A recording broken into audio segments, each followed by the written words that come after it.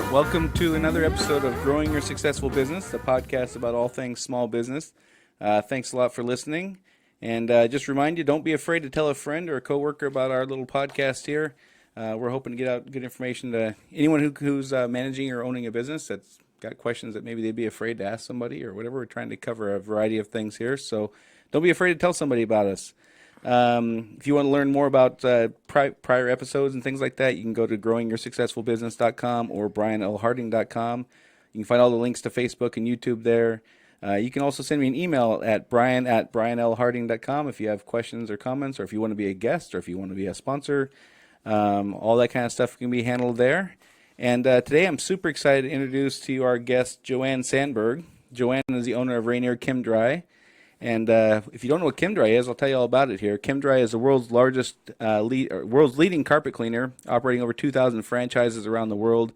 They also offer upholstery, tile and grout, fine area rug cleaning, and hardwood floor cleaning. Chem-Dry's mission is helping people live healthy lives, which starts with clean carpets and a healthy home. Chem-Dry uses 80% less water than a typical steam cleaning, so carpets they dry in hours instead of days, making it safer and more convenient carpet cleaning choice. Their proprietary hot carbonating extraction cleaning process, holy smokes, that's a mouthful, but that penetrates deep into the fibers, giving a perfect chemistry for deep, thorough carpet cleaning that dries in 2 or 3 hours.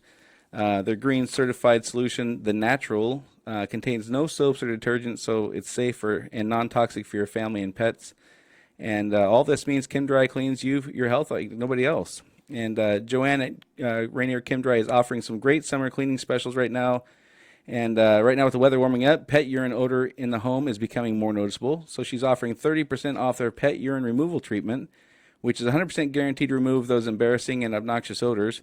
You can call her office at 253-927-4496 for more details. So welcome, Joanne. Thanks for coming on. Thanks, Brian. And you have been a business owner for Rainier Chem-Dry for 30 years nearly here, right? Almost 30 years now. And you're a second-generation owner. That's right. So tell me about that. How did that whole thing get started? All right. Well, going way back, because I've owned it for a long time. When I grew up, I started in the customer service industry. So I couldn't wait to get to work. I was 15 years old and almost 16. The day before I turned 16, I was chomping at the bit to start working. So I went out and started applying for jobs, got hired at this great restaurant as a waitress. So that's how I started working. The day I turned 16, I put that uniform on and couldn't have been happier to go to work. Right. What I learned there was a couple of things. Number one, how to really deliver good customer service.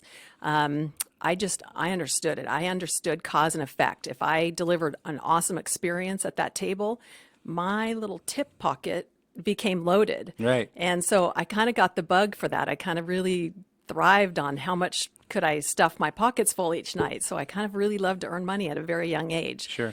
Also learned how to spend money at a very young age, Right. which wasn't great. Right.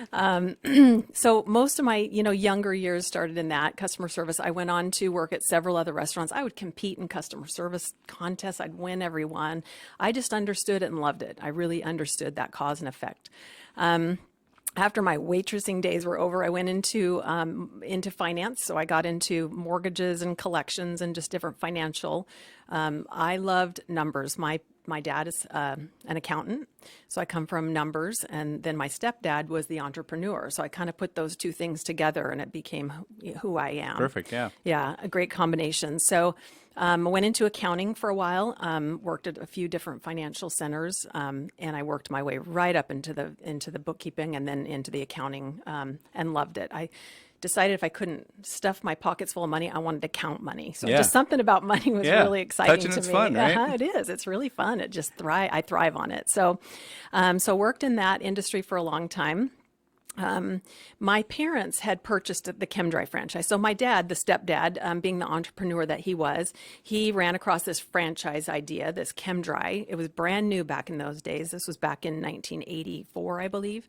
And he saw something that was different in the way that it dries so quickly. The 2 to 3 hour dry time really attracted him. And especially here in Washington State, where we have a lot of moisture in our air, Yep.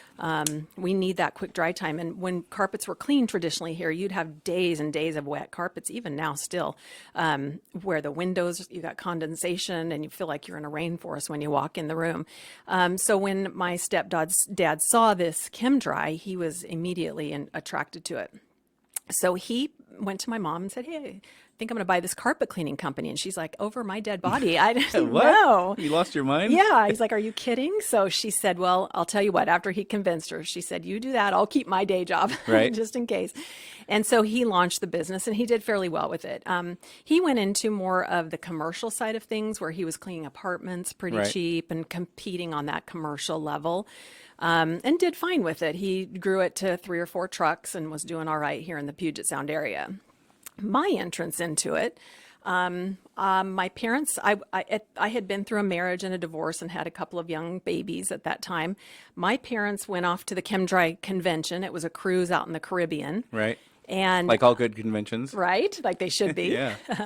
And while they were out there, they asked me to stay in their home, and kind of their home was where the business was. So they said, just kind of keep an eye on the house and the business, make sure everything's fine. I'm like, sure, why not? So I got there, and the day they left on Sunday, Monday morning comes, and I hear the phones downstairs ringing off the hook, and they're not getting answered. And I'm like, what is going on? So I run down there. The lights are out. There's quit notices on every desk. Oh, geez. And they bailed. The technicians were out in the field working, thankfully, but the office girls bailed. Wow. So there we are Monday morning, and here I am. So ship to shore, my parents, we have a little problem here. Your girls quit. And my stepdad said, get on the phones, do the best you can. Right. So that was my entrance into it. So I got on the phones and just made up some pricing. I had no idea what he was doing. So I just kind of made up some stuff and started scheduling jobs and found out that I sort of started, putting my customer service hat on and understanding numbers. And I started seeing some potential. So I just started booking these jobs, and they were big jobs, selling over the phone. My parents get back from their cruise. I think it was a 10-day cruise. So they were gone a while. Wow. And their books were full. Their technicians were big jobs had been coming in, and they were like, "Wow, that's pretty cool." Yeah. So my stepdad asked me to stay on, leave what I was doing, and come on and basically manage the company for him. So I did. And when was that? That was in 1990. Okay. Yeah. So I joined him in 1990 full time. That was the last job I had. I've always stayed with ChemDry since then. So 1990. But what I did realize is that I had the skill for this. I understood really high-end customer service. In carpet cleaning, that wasn't really a thing. I mean, you get a guy who knows how to clean carpet. He's out cleaning carpet. He's trying to answer phones in between, if he's answering phones at all. A lot of times they were going to voicemail. Right. And I was in the office kind of in charge of the show.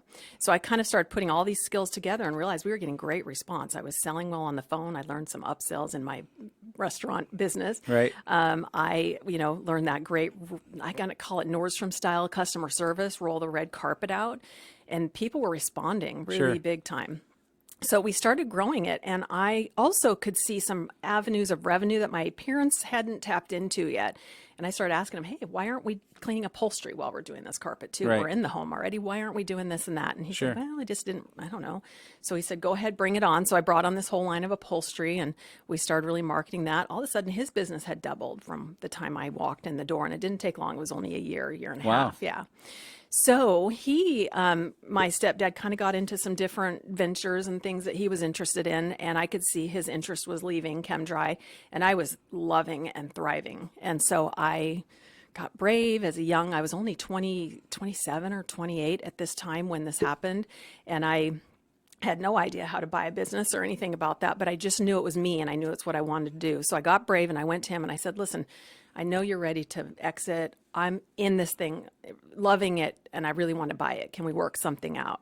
And he put me through a couple of tests. He said, "Can you fix this piece of equipment if it breaks? Because you're a girl, and I don't know if you can fix this or not." So he said, "If you can show me that you can tear this piece of equipment apart and put it back together and it works, then we'll talk." So I did. tore it all apart, and put it back together, and it worked. He said, if you can figure out if a van breaks down, what to do with it, then we'll talk. So I had to prove that so he made me go through all these tests. And once I passed them all, he said, all right, I think you can do this. So we worked out an arrangement for purchase and ended up buying it. And that was in 1992 when I actually bought the thing from him. Yeah. So it only took me a couple years from the day I walked in and found his girl's gone to the time I bought it was really just a couple years. Wow. So it was a pretty quick entrance into it. Well, a couple things there. First of all, you can't help but to notice your passion and enthusiasm. I can feel it. I think that's a pretty critical part of for people who are considering buying a business or have a business. If you don't have that passion and enthusiasm, you can't fake that. And if you don't have that drive to deal with all the not so fun stuff that goes along with running a business. It's gonna be a long slog. It is. And I'm also super impressed to hear that your stepdad put you through some testing. It wasn't just like, well, you're the kid and we're the parents, and here you go. Oh yeah. No. I think that people can really set their kids up for failure by having a succession plan that just says, well, the children are going to get it, and whether they're any good or not doesn't matter. Right. I was kind of talking to Dean Paulson about this a couple weeks ago. He took over his business from his folks. And I was teasing him about, the saying that the first generation builds it, the second generation grows it, and the third generation ruins it, basically, is kind of how the saying goes. Sounds like that's not going to be the case for you. I hope not. Yeah. I'm second generation. Now, my son is with me now, too. So he's a almost 30-year-old, and he's joined the team, and he's doing great. Hoping that I can eventually, exit strategy, he steps in. So it'd be kind of neat to have this as a third generation for me. Sure, absolutely.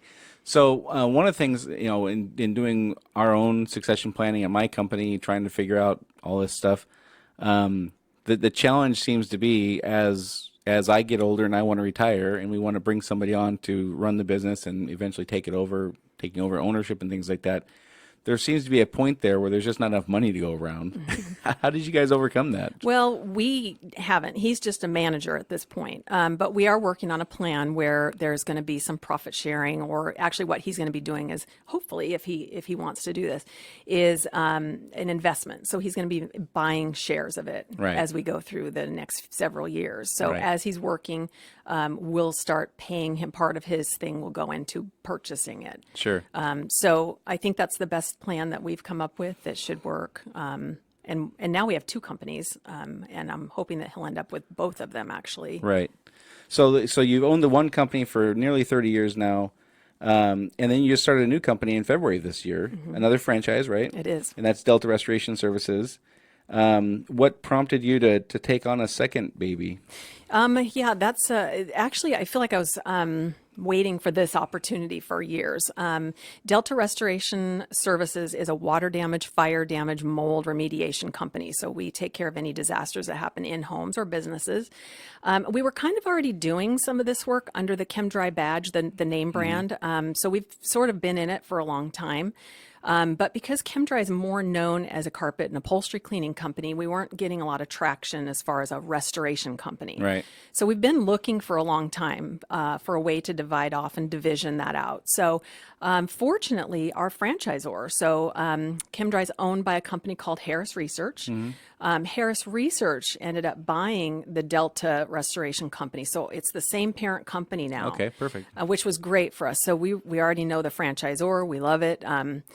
Harris Research offered with ChemDry. Speaking of franchises, one thing that's different about ChemDry franchise from other franchises is there's no royalties. We call it the unfranchise. Wow. So we have a very, very low monthly flat fee. And that's what I loved about that model. That's unheard of, yeah. Really unheard of. So that's good things and bad things with that, because you can also be as big or as little. There's some wild cowboys out there doing stuff, kind of renegade. I'm not one of those people. I've always followed their rules and their guidelines very strictly because I thought it was a great thing. But with being the unfranchised, it's a little looser than other franchises. But yeah, so I knew this franchising company already. We're partners already. So when they brought on the Delta Restoration, it was an easy decision for me. We've been waiting for it and looking for it for years, and then they brought it on. So we bought. You picked something that kind of went hand in hand with what you already did. It wasn't like you picked a roofing company or something like that. It really goes along. Mary Maids or some other kind of thing that's not totally related different. at all. Yeah. Gotcha. So you had experience in taking over a business and kind of growing it over the last 30 years, and then now you have experience creating something from scratch. Something new. I'll bet you've got a whole bunch of stuff you can talk about. What are some of the things that, looking back over the last 30 years, what are some things that you can point at and say that went really well, and I'm really glad it went that way, or it was key for our growth, or what are things that you did that you're really, really proud of that catapulted you to a level of success that if you look back and said, if we hadn't done that, we wouldn't be where we are? What are some things that come to mind? Well, first off, I think the biggest thing is just our want it.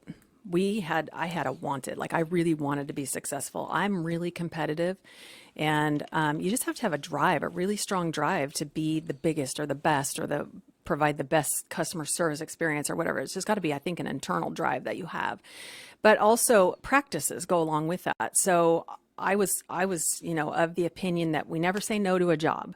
We always answer our phones. Like I said, in carpet cleaning, a lot of guys don't even days, and in restoration, which is really crazy to me. You have an emergency restoration company and you can't reach them. We did some shopping around for our competitors when we were thinking about this business. We got a hold of maybe one company out of 10. Wow. On the phone. So to me, that's always been the difference. I mean, I've always been live on the phones. I've always had a girl in the office, or 2 or 3. Now I've got 5 girls in the office answering phones live all the time so that we can capture every opportunity. So do you staff that 24/7 then yourself? No, we No, don't okay, now. okay, We're there from 8 to 6. Yeah, okay. And then I take that back. The restoration company, we are manning those phones 24 hours a day because that's the emergency. It's funny as we we keep technology is moving faster and faster every year, and people are gravitating more towards technology likewise faster and faster each year. It seems to me that the art of customer service is being lost because people are relying so heavily on technology. They forget about how important it is to be available and to have even a customer service mindset. And I'm flabbergasted all the time, encountering all kinds of situations almost daily, it seems like. And when I talk about this stuff to our employees and give them examples of what I'm talking about, they tend to think that I'm just looking for this stuff. But I don't think I'm looking for it. But it seems to me that people are just counting on technology, and they believe that technology is the answer for everything. And technology is great. They're fabulous tools to make it better for your customer and easier for your customer.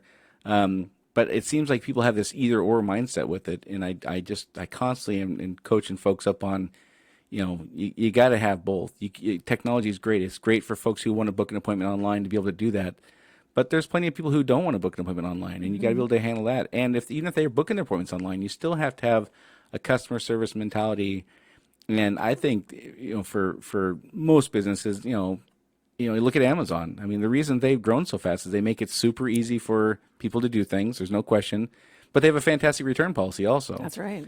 And I think that folks, starting out or even building businesses that have been around for 100 years, just completely fall in this trap of just relying on technology for everything. It's the catch-all answer for everything, and the customer service is struggling. So my point with all this long-winded version of this is, folks who still focus on customer service, I think, have a tremendous edge over folks that don't. And I think their companies are going to thrive much faster and much more successfully than people who just rely on technology to be the everything. Yeah, I agree, especially in an in-home service where it's very personal. Right. It all starts with the phone call. I spend a lot on marketing. I'm a big marketer, and I would be wasting that money if somebody on the phone didn't capture that job for me. So I just think it's really important, that customer service, that personal touch. Yeah, you have to still provide that. And right. You have to understand that. And finding folks who are like-minded. Right. You can have the best carpet cleaning technician in the world, but if they don't understand customer service, it doesn't matter. That's right. And I talked about this with coming from a plumbing background and things like that, where tradespeople of all sort. I'm sure carpet cleaning is probably no different. People believe that once they've mastered the trade, that's all that matters. That's what people care about. Right. And I tell folks all the time, nobody cares about the plumbing after we leave. Yeah. 80% of the plumbing is behind the wall or underground. So they don't even think about it. If you were to ask people who have a water heater in their garage, when's the last time you went and inspected the workmanship of the water heater installation? The answer is never. Exactly. But tell me about the experience you had with the plumber when they came out. Do they were they nice to your kids? Did they pet your dog? Did they smell? Do they Were they on smell? Yeah, time? exactly. Did they Scare you? were they Did late? they- Was the yeah. price way higher at the end than they said it was going to be in the beginning? All that stuff is the stuff they care about. They don't care about the plumbing. Right. They don't care about the carpet cleaning, other Right. than if they aren't clean, obviously they would care. Sure, but it's more about the experience. People, customers care about the experience way more than they care about the skill or the trade. Exactly. And again, I think people kind of get hung up with that. So I'm glad to hear that you have a customer service driven mentality. I We think do, and everyone I hire and train, we have a thorough training just on that aspect of it alone, because that I know will be the difference whether we're successful or not. So we spend a lot of time. My girls on the phone are very scripted, making sure that they're there to help and be happy to help, that they sound that like they're happy to help. So yeah. Do you have the mirrors in front of their? Sometimes we do that experience. Yeah. I used to do this thing. I still do it here and there, but would put mirrors on the computer monitors with a note that said, "Can they hear you smiling?" Can they hear you smiling? Yeah. Exactly. Yeah. Yeah. And then even in my scripts, I'll say, one of the lines that we use it 3 or 4 times in the script is, "Sure, I'll be happy to help you with that." So I want the customer to feel that happy. We're happy that you've called and we're happy. The last thing I want them to feel like is, "You're really bugging me. I'm trying it's to a watch burden. you're a burden to me." Yeah. I mean, we got to I was having a great day until all this work got piled up on me. Exactly. Yeah. So we have to be careful with that. So you focus on customer service, and you're excited about that, obviously. Yeah. What and you have the drive. You talk about being competitive and things I'm like that. really competitive. I think that's what set me apart too, because there's other ChemDry franchises, so we're all independently owned. I own 14 franchise licenses in the Puget Sound area. And that wasn't always the case. When my dad had it, he had just a few. But I think to be successful, you also have to keep your eye open for opportunities. So I'm always looking around. Is there someone going out of business that I could buy their database and their equipment? Is my franchisor putting out a new offering for a new territory that might be opening up? So my eyes are always looking around for opportunities to expand and grow. Right. And because of that, I believe now I might be the largest ChemDry franchise in the world. Wow. With as many, Look at you. Right? With the number of licenses and vans that we run, I believe I'm the largest. And I believe that we are probably 1 or 2 of the largest carpet cleaning companies in the Northwest. I don't think that there's too many as big as we are. So, and I'm really proud of that, because it's all about, yeah, I feel really, really excited about that. But it's all because I'm looking for that opportunity. I could sit back and be happy with 1 or 2, but it just wasn't enough for me. I really have this need to grow and succeed. Right. And that's, So as being a very competitive, driven, passionate person, I mean, you're just exuding this as we're talking here. How do you deal with employees who aren't that way? I mean, there's good employees who can be very successful who aren't competitive and who aren't this vocally passionate about things. How do you maneuver through that, where you're super driven and super competitive, but your workforce is probably 50% not that way, or 80% not that way? Maybe or it whatever. is. Yeah. Well, being an employee heavy company, which is getting harder these days to hire people that want to do physical labor. But we have a couple things. They have to be good people. And so that's the first thing I look for when I'm hiring is, what does their personality look like when they walk in the door? Right. Are they friendly to my girls in the front? Can they speak and look me in the eye? Do they shake my hand? So I always look for that immediately. Do they smell good? That's another test we take. You're not actually like actively sniffing them, are you? Silently. Okay, As they gotcha. walk All right. by, the girls are like, I'll ask them later. All right. Okay, what How'd do you they think? smell? Yeah. But they also can't scare my girls. If someone comes in the door and my girls are like, or if I'm feeling really uncomfortable, bye-bye. We just can't take that. We're going into customers' homes and we're in their private space. Sometimes we go in places in their homes that Their they friends don't even let go. their friends go. The master bedroom and the master bathroom are generally off limits for everybody. Yep. Yeah. So we have to be very careful who we hire. So that's the first thing, is I look for personality when they walk in the door. I can teach anybody to be a carpet cleaner, but they got to have the right personality. And I look for, their enthusiasm level as well. And so I try to hire that kind of people. And in my office, of course, same thing. I'm looking for people who are excited and sound like they're excited. So, Right. so that's what I really look for in people. And then the rest of it we can train. So they're first thing is that's something I preach all the time, with folks who call and have questions about hiring, recruiting, and things like that. Is, generally they say, well, I'm looking for somebody who's got X years in experience in this. And I always ask them why. Why do you care about the experience? And then, well, I need somebody who I can put in place, quickly, obviously. And I say, okay, well, to master the trade that you're hiring for, how long would that take to teach? And the answer is usually 90 to 180 days. And I say, okay, so you got worst case scenario, 6 months to train somebody to do this task. how long is it going to take you to train somebody to be on time and have a good personality and be trustworthy? Right. And the answer is never. Never. You can't ever do that. So I always say, why do you focus on the talent or the skill? Obviously, they need to be talented. They need to have the aptitude to learn the job. But you can teach somebody to be a carpet cleaner in, whatever it is, 3 months, 6 months, a year, whatever it is. Yeah. You can't teach them all those other things. You can't teach them to be friendly. You can't teach them to be trustworthy. You can't treat good work ethic. By the time they hit you, all that stuff they are what they are. Exactly. You can't train that into somebody. They have to have good attitude and positive vibes and all that. Yeah. And that's what So I look I for. am constantly telling folks, and I sound like a broken record with some of this stuff. I'm constantly telling folks, stop worrying about the task. Mm-hmm. If they're smart enough and they're driven enough, they'll learn the task as quickly as they're supposed to. Yeah. Focus on the other stuff. That's the stuff you can't teach. And I always tell people my test for hiring folks is, would I trust this person in my mother's house, or would I trust this person in a room alone with my 19-year-old daughter? Exactly. That's my test. That's if the your answer test. is yes, I can teach everything else I need to teach. That's exactly what we do too. Yeah, same thing. I know we've talked about this before too, but that's the most important. In fact, most people that come to me that have background in carpet cleaning, it's not the kind of it's not what I want anyway. So I end up, it hasn't been successful. The guys have come to me that have had the experience. So yep, it's all about personality. I can train the skill into them, but they have to have the right attitude and personality. Right. So we're cruising right along here. We're over halfway through. I want to for the audience. You and I met, I don't know, 2-3 months ago, something like that. You gave me a call and said, "Hey, I want to just come and bounce some ideas off of you." First of all, I'm super flattered. You would think I'm worthy of my gosh, doing yeah. that. So that was fantastic. But why don't you kind of, in your own words, kind of recap for folks listening what that conversation was about, what prompted that, and then we'll kind of get into where things are afterwards. 2 things about you, Brian, that caught my attention while we were in our Ignite You networking group. We sat at a table together, and 2 things caught my attention. Number one was how many employees that you have and how many trucks you're running. I'm like, okay, plumbers, carpet cleaners, similar industry. Yep.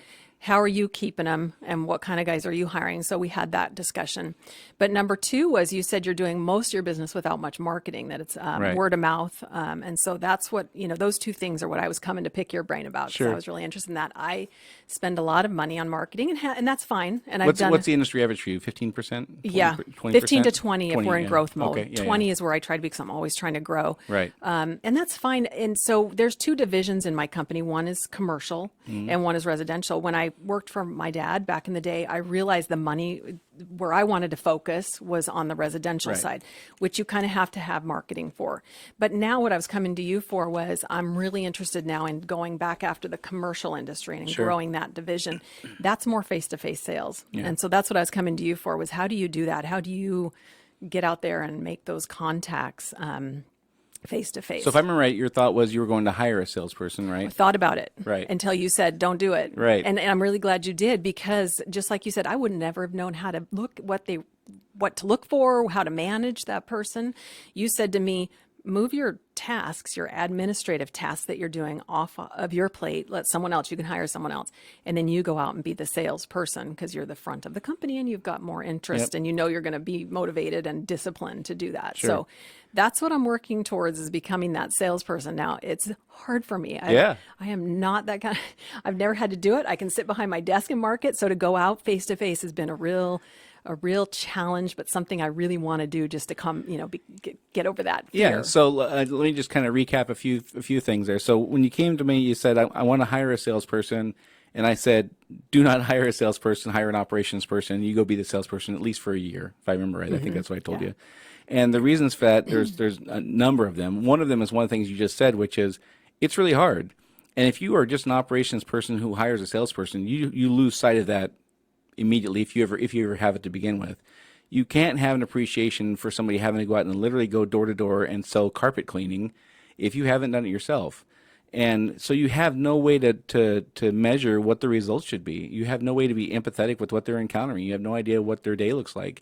And so 6 months in, you're going to have spent, $30 to $40 to $50 or whatever $1,000 on this person, and you're going to be sitting back waiting for your ROI to roll in. Right. And you're going to be saying, well, this isn't happening, this isn't happening, this isn't happening, having zero appreciation for what they're doing or even how they would do it, and then not having any idea for how you would do it. How could you possibly coach them on how to do it?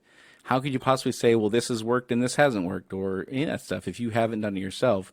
And the reason I bring that up here today is because this is a pretty common thing that I encounter also, where folks say, well, I'm just going to hire a salesperson and I say, well, based on what you're telling me, you're the worst person that could possibly manage a salesperson. Right. Because you don't know what you're doing. You don't know what you're doing. Exactly. And it takes a certain amount of discipline, like you said, to get up in the morning and know you're going to go out and knock on 25 doors, and 20 of those people are going to be pissed off that you're there. Right. And it takes a certain kind of mentality to just accept that and appreciate the 5 that aren't slamming the door in your face as victories. And then, the other thing is, like I said to you before, I'm not sure if I mentioned it here or not, but it's going to take, 90 days to train somebody at least, so they can at least get started. And it's going to take 90 days for them to fill their pipeline of even finding leads and things like that, or going door to door, whatever the process is. So you're 6 months in before you can even expect any kind of results. So now you're looking, okay, then once you're 6 months in before you can even start expecting results, now you need 3 to 6 months to measure the results to see if they're even a good fit. So you're making a $60,000 decision. If you're hiring a decent salesperson, 60 grand is pretty cheap probably. $60,000 decision, and you can't even measure the results for a year. Yeah. Why would you possibly do that? You can hire crazy. somebody to do the operations stuff for probably around that or less, and you can go do the job, and you can learn how to do the job, so then you can manage the job later on. You couldn't. I don't possibly think you could do it in the reverse order. Yeah. I think it would have been I mean, a disaster. you have to be a 1,000,000 to 1 chance of hiring the right Right. salesperson who could take that on and be successful. Exactly. So where are you at with that now? So are you making sales? Are you out cold calling? We've done some practicing. You said, which was great. You said go do some practicing in areas that you don't care that much about, Yep. so you Go can kind of pick a town in the middle of nowhere where Yeah. if you don't get a sale, nobody's ever going to see you again. Right. Who cares? Yep. And then you can learn what their questions that they're asking, what their needs are, so that when you go into a territory. So I'm still working on that.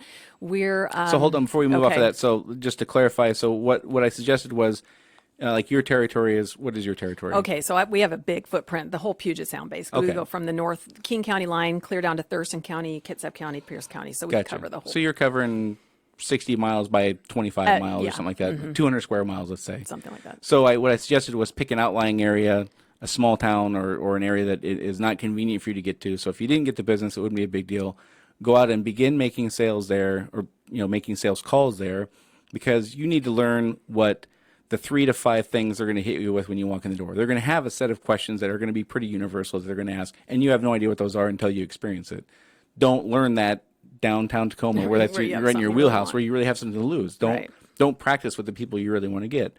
Go out in the areas they're outlying and practice there. Learn those things. Get your answers down. So can tell you, when you're cold calling and somebody asks you a question you're not prepared for, it's very apparent. Right. And you will likely lose a sale at that point. Yeah. And so that's why I say pick somebody you don't care about. Not that you don't care about everybody, but don't go pick Boeing if you're looking for a big contract Exactly. to go practice Yeah. this kind of thing.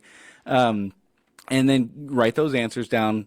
Get your answers, or write the questions down. Get your answers down where you have them quickly, right off the top of your head, and that way you're prepared when you go in. You know what they're going to ask before you even get there.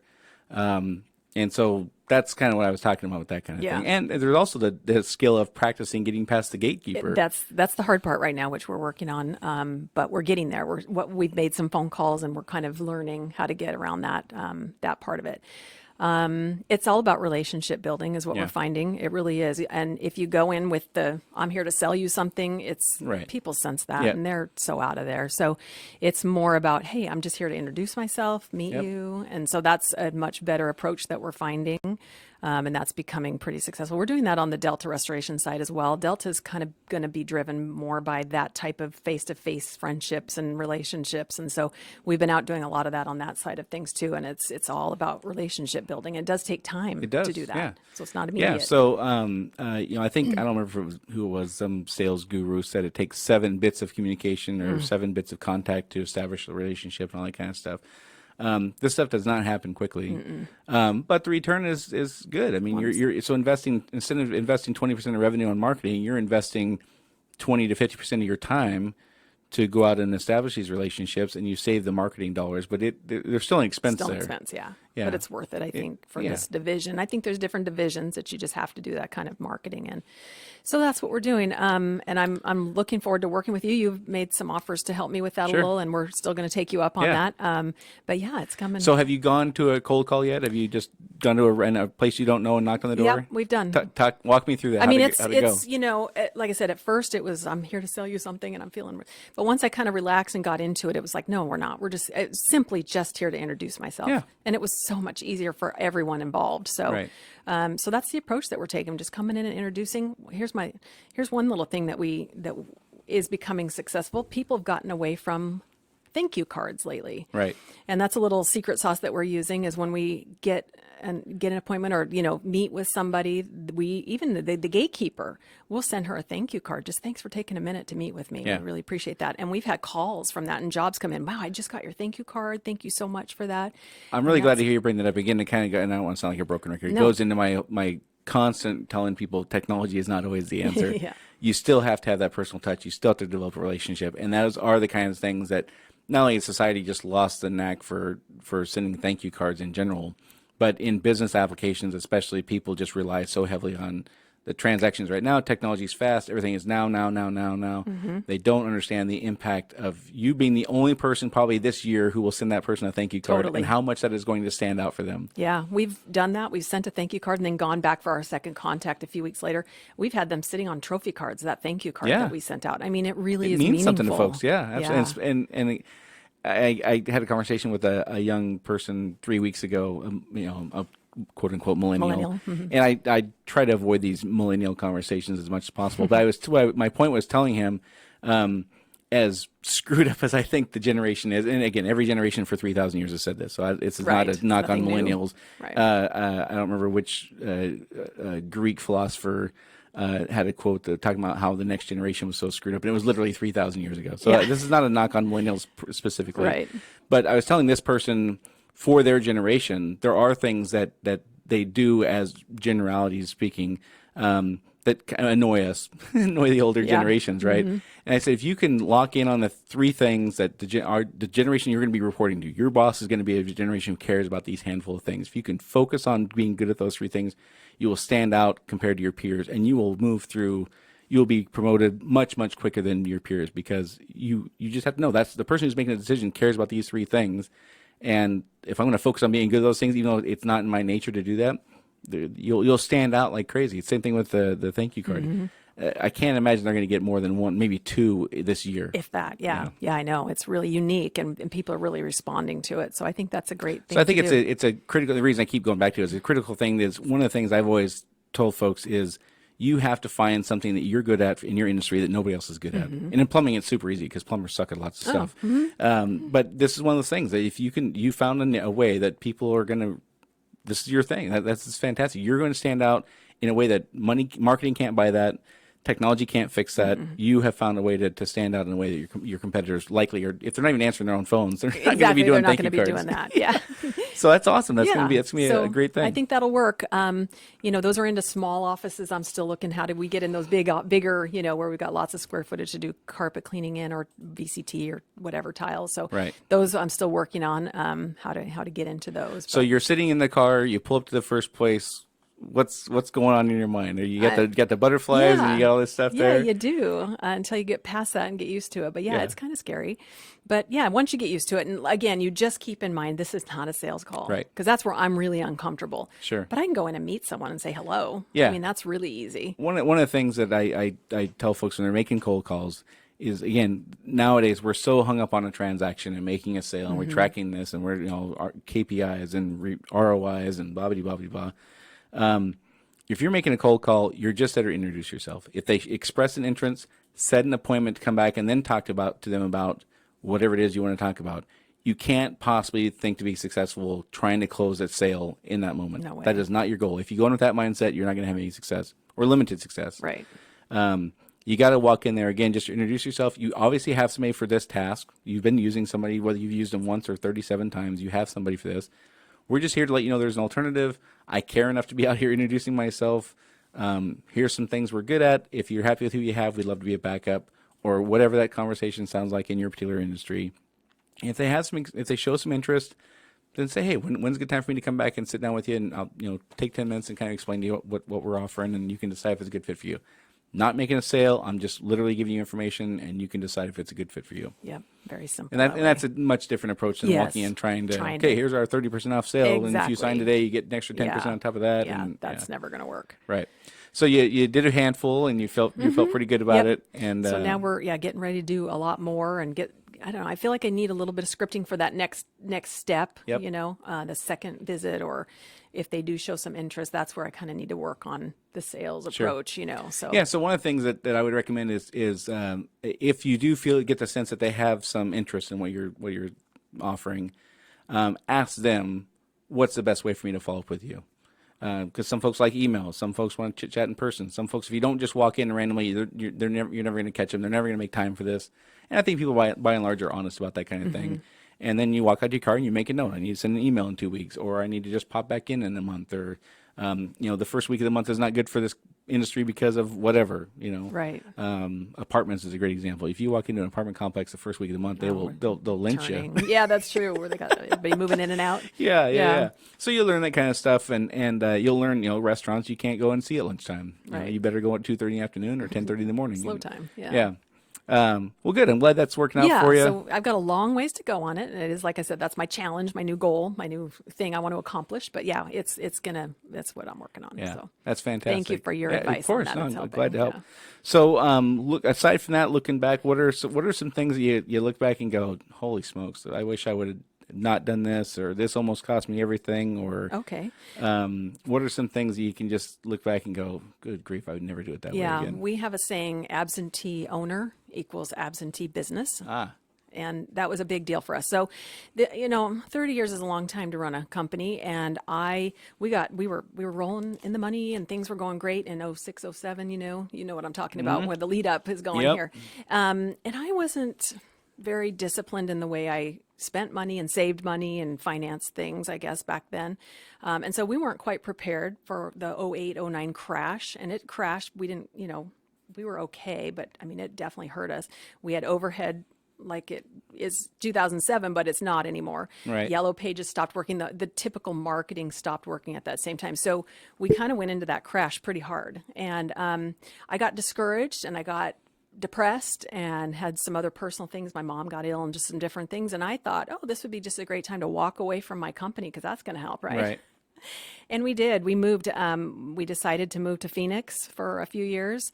I was from Phoenix and just wanted to go back, and I just thought this would be a great time to do it. So we left our business in the hands of a manager. Yeah. And the manager was okay, but obviously they don't have the same interests in the company that you do, Right. and they don't care as much. Yeah, if the company folds, they go get another job. That's right. It's nothing on the line for them. Yeah. And so we left. We were gone for 5 years in Phoenix, while our company up here kind of suffered hard. And we lost over half of our revenue during those 5 years. Wow. And so it was pretty painful. But like I said, our overhead was still at that high level. We had contracts and things we couldn't get out of with different advertising sources and things. Right. So we decided painfully that we had to move back and get back in our business. We did, and it took 2 years to get our business back. So it really cost us hundreds of thousands of dollars to just go, we're out of here, we're walking away from this, good luck Right. to our employees. Worst move we could ever make. So I really feel like owners have to be involved all the time, even if it's not the day-to-day task, but you have to be there. They have to see you. They have to know you're still watching and caring. Right. You set the tone for the company anyway. So if my vibrance is missing from my company, it's not going to operate the same as it would if my energy is in there. Yeah, I think that one of the things with absentee owners, and I've worked for some, varying degrees. Yeah. I've worked for a large national company that we didn't even know who the owners were; they were shareholders essentially. If the owner of the company doesn't have a face, doesn't have a personality, they can't feel empathy for what I'm going through. They can't understand the strife and the hardships I have. They can't help me. They can't help me celebrate success, and they can't help me work through failures. And I think that has an impact on employees. That if I'm just working for this entity, how could you possibly be loyal to that? How could you possibly care to the level that you would hope as an employer people would care? Right. If you're, it's, again, a saying that's probably thousands of years old. If you're not willing to walk a mile in the person's shoes, how could you possibly relate to what they're going through? That's right. So I think that aside from People worry about being micromanaged and all that kind of stuff, but I think the owners they have to be there on a regular basis. It doesn't have to be every day, like you said. And people, I think, understand that as you mature and you get older and things like that, and you're in your 60s or whatever, you're going to take some time off. You're going to be gone for a couple months a year, probably. I got talked to a business owner Saturday night. He's owned a business for 40 years. He's like, yeah, my wife and I, we take 2.5 months a year now. Yeah. They're 70 That's years fine. old. Yeah, that's fine. And even he's concerned about it. Is that too much? And he's 70. He's right. saying, I feel like I can't unplug. And so it's hard though, because as you do have some success and you have layers of managers and you've got things can more or less run on autopilot, it's hard to stay checked in. Yeah. It's hard to find things to do that, because as your role changes and an owner's role is different when you're, like you started a company in February, that's a much different role than I've been running a business for 30 years. Yeah. You delegate more and more of those tasks. It's hard to check in and be disciplined enough to do things that don't have a deadline of tomorrow or this afternoon or next week or next month even. The things you're working on at that point don't have deadlines. If you do it, great. And if you don't, nobody's going to know except for you. That's right. It's true. It's hard to stay checked in. Yeah. So you have to find ways things, and I think that's why this new challenge for me to go get commercial clients. I don't have to do that. Our company's fine without it, but it just gives me a new investment in the company, something to get excited about, something to get my team excited about. So I think you got to look for new ways to challenge yourself all the time. Yeah, you have to have purpose. Yeah. Yeah. So that was a blunder. One big, expensive 5 and years. at the worst possible time, it sounds like. Yeah, it was terrible. You check out in 2008, and then all kinds of fun things happen in the next couple of years anyway. Yeah. So luckily, we overcame it. ChemDry is very forgiving, and it forgave me, and we rebuilt it, and now we're back up to where we were. Let's see, a couple other mistakes I've made, I would say, is keeping employees too long. Okay. Maybe keeping in a bad employee where in your gut it's just not going to work, but you're like, maybe. And we've spent a lot of money training people that we knew in our gut immediately it wasn't going to work. Yeah. So I would say if you've got employees that it's just not coming together, don't just cut bait, just do it sooner than later because it's going to save you. We've spent many tens of thousands of dollars on employees that just. Only tens of thousands in maybe, 30 years? Yeah, probably a lot more than that. Yeah, I'll bet it's over 100. Probably is. Yeah. You always hope that they're going to just turn the corner but you just know in your gut they're not going to. So we learned, again, the hard way, just do it. Yeah. Yeah. And one of the things that I tell my own managers and my peers, my partners and things like that, and other people in different industries, one of the things I learned a long time ago from a really good mentor of mine, the person that you're trying really hard to keep is probably not any more happy than you are. That's true. And we're all I hate to use the word entitled nowadays because it's got such a negative connotation, but we're all entitled to happiness. Yeah.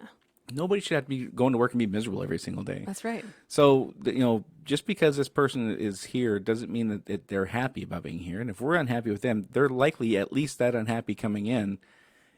Give them the ability to go find something that makes them happy. Makes them happy. And part of that's probably, him wanting to sleep at night, having fired hundreds of people probably in his career because he's been in the industry not plumbing, but he'd been in the industry for 50 years that he was in. Literally probably had fired hundreds of people, and maybe part of it was to help him sleep at night. But I think there's a piece of that makes sense, that if you're really trying to fit a square peg in a round hole, it's uncomfortable for everybody. So stop this notion that you're doing them a favor by keeping them. They're going to be happier going to find something that's a better fit. Yeah, if you really keep your mind that way, then that makes it a lot easier. Because I'm so empathetic. I just feel bad. I'm going to let him go. That's terrible. But you're right. They're not happy either. So just rip off the Band-Aid. There's no way that they can come in and have that anxiety around them and not feel it. Yeah, there's no way. That's true. Yeah. So that's very true. So kind of you can't have after 31 days we let them go. It can't be like that. But what's your kind of, how do you know when, you say don't keep them too long, how do you know when it's time?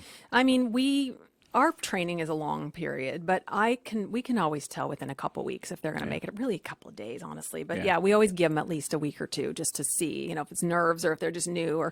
But again, it's usually why we get rid of them is personality. And that was a hiring mistake, really. So if they, I'd say a week or two max. Yeah. That's kind of our. Within 2 weeks, we know. Yeah. And again, we can, depending on how desperate we are at the time, we can say, well, let's give them another couple weeks. But I cannot honestly look back and in the last 5 years look at somebody who say, okay, after 2 weeks we kind of knew, and they change our mind Yeah. 3 weeks later. I've had one guy in my whole 30 years, and we've probably employed 1,000 people in 30 years. Right. And I've had one guy that actually did turn around. And so that's the one I'm always like, well, what about that guy? Yeah. He made it. Oh, no, Yeah. they don't. Yeah. The odds are really 1% chance yeah, you're hanging on exactly. to. Really Right. low. So anything else you can think of that looking back that you would want to pass on to folks? That, Well, I would say you have to be adaptable too, because I've been in it so long. The Yellow Page stopped working, right? Internet came on. I was slow to adapt to the internet. I hated, IT and all that, and it took me a long time. So that hurt us a little bit. Right. I'm slow to adapt to millennials. That's been a whole new learning curve for our company because I'm old school. My dad cracked the whip. We cracked the whip back in the Right. day. You can't do that now. No, Yeah. no. So adapting to just speak millennial. We always say we have to hire a manager or we have to be very good at speaking millennial because it's a whole different language now, and the way you have to treat them and speak to them and manage them is totally different. But that took me a long time to adapt to that as well. So It's funny. I had this conversation with. There's one of our managers specifically that I have many conversations with this, about millennials anyway, and he's very old school. He's very rigid in how he very, checking the boxes when as you're doing tasks and things like that. And I keep telling him, it's on us to figure this out. It's better now than it's going to be in 10 years. yeah, true. You should be enjoying the moment now, because 10 years from now you're going to look back at this and go, I wish it was that good. Yeah. So we have to change how we're have to approaching change. things if we're going to be able to employ the number of people we have to employ. So it's not up to them to conform to our needs. It's up to us to conform to theirs. Yeah, which is a really backwards way of thinking from where I grew up. No, you would never say that in 1967. No, that would or never 1987. fly. Even in the 90s, really. So, so that's been a real learning curve. But they're great. Millennials are fine, and we love them. But it's just you have to learn how to manage them differently. So Right. that's. I heard a statistic this weekend that I was at a state plumbing conference or convention, and somebody was there talking about HR, and we didn't harp on millennials, but it did come up, and they said that a millennial, if they commit to a year with you, that's a serious commitment. And if you look back 2 generations, they would commit 40 years. 40, yeah. And so that's the world we live in, and you and I can't overcome that. We can't change that. Nope. It is the way it is, and we Right. have to conform to that. Yep. And it's scary as hell for It most is of us. for our industry where it's so heavy labor Yeah. intensive. That's scary looking down the road. Like, where does this go? Yeah, and we're in a trade where it takes 4 years to get a certification. So Exactly. how can you possibly ever meet that requirement? But, Right. So you talked about Yellow Pages. Yellow Pages and the internet was kind of a fun, depending on how you look at it, fun or not so fun dance. Right. In 2001, Yellow Pages were king still, even though the internet had been around for 6 years or whatever. The company I worked for did triple truck ads. I did double trucks. Did Yep. you? Yeah. So 3 pages of ads consecutively, which I never understood the logic behind that. But that decision was made way above my pay grade. Right. But and then you fast forward to 2011, and the Yellow Pages were on life support then, and now they're gone. Right. I mean, they're Pretty much you gone. can find them here and there Yeah. if you're some older communities Yeah. will still use them now and then, but so there was this really tricky period from like 2005 to 2010 or 15 even, where you didn't know where to put your money because some Yellow Pages were still, people are still, somebody who's 70 years old who still needs their carpets cleaned. They're Right. not going to get online. They're going Right. to try to find a Yellow Right. Page. But they're really expensive. So Yeah. how do you? we had a hard It was time an with interesting that. dance we all had to go through. And for me, my company, maybe probably yours too, Yellow Pages was where most of our business came from. Like, let's face it, that was our main source of marketing. So when that stopped working, and it kind of was sudden. I mean, if you Yeah. look over the time period, it was pretty sudden. So, and then the internet is so. You can't just buy an ad in the internet. Like back then, at least, you can Yeah. do some things now, but like you just had to rank. And if you didn't Right. rank and you didn't know how to rank, you were lost. So we were lost after being this big, we were the leader in the Yellow Pages with our big double trucks and all that. We ruled. Yeah. And then, so it was a really hard transitional time. We ended up with years of contracts signed, and that's where when the crash happened, it was really painful because we were still in those big, long, year-long contracts Yeah. with Yellow Pages. Yeah. But so you had to learn new I know of ways at least to one invest. very large plumbing company, large regionally, that nearly bankrupted. It almost did us too, yeah. honestly. I mean, it That, took those, us. 'cause those contracts, they had a contract with a large national Yellow Page and Right. phone provider company, and as things declined very rapidly in 2009, 10, they still were on the hook for those big Yep. marketing dollars, and Yeah. it almost took them out. And So they're they're $20 million a year company. Right. Yeah, it was very painful. The one thing that we did to survive that time, I'll share this little secret, is we went to our database. And that's when we started marketing the crud out of the database Yeah, of because they course. were already, we already kind of was anyway, but that was where, man, it was survival. So we had to really step that up. So. Right. Well, I can't believe you've flown through an hour Have already. we? You Wow. you are absolutely a treat to have Oh, on. I thank hope you'll you. come on again. I would love to. You had probably 25 bullet points here, and I think we got to 2 of That's them. So okay. you got lots of I stuff got for next more. time if you're willing to come back on. I'd love to have you on again. Sure. So thank you, Joanne Sandberg, and again, she's with Rainier Kim Dry and also Delta Restoration Services. You heard that they cover pretty much the entire Puget Sound area. I'll remind you guys listening, if you'd like to sponsor this, you can reach me at brian@brianlharding.com. Next week, we're going to have on Dr. Michelle Marconi to talk about her chiropractic business in Tacoma. And so that's all for today. Thank you again, Joanne. I really enjoyed having you on, Thank you. and we'll talk to you all next week. All right. Thanks, Brian.